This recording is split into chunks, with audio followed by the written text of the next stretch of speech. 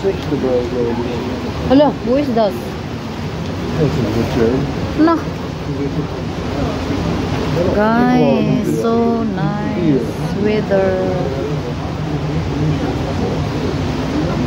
Does this in mine now? Okay. Guys, it's so nice weather today. At sobrang daming tao. Very nice.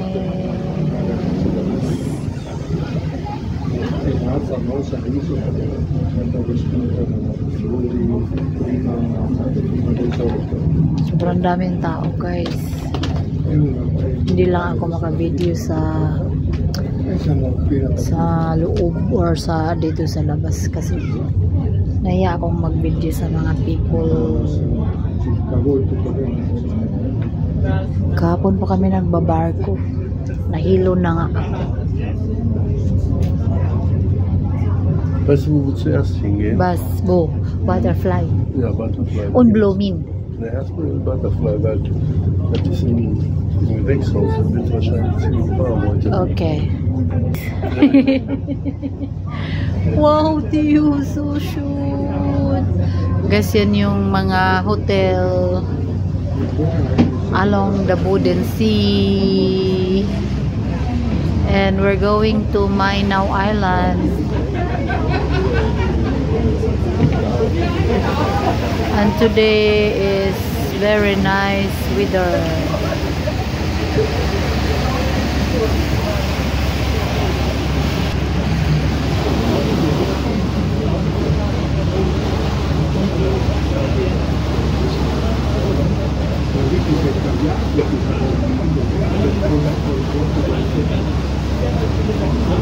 Ich muss im Sommer auch eine Kappe aufziehen.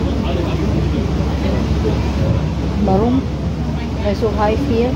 Ja, weißt du, der da einer der Kartoffeln geliefert hat.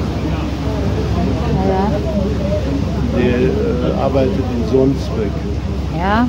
Den habe ich letztens getroffen. Habe ich gefragt, wie geht's? Und er sagte, ja, geht so. Aber der hatte Hautkrebs. Ah. Das war hier im Kopf.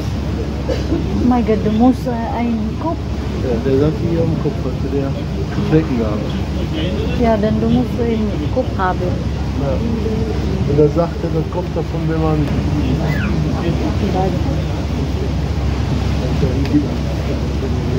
So, in a minute, we're just arriving. Da fahren wir heute Mittag, fahren wir da eben da oben hoch und gucken mal nach Fahrrädern. Ja.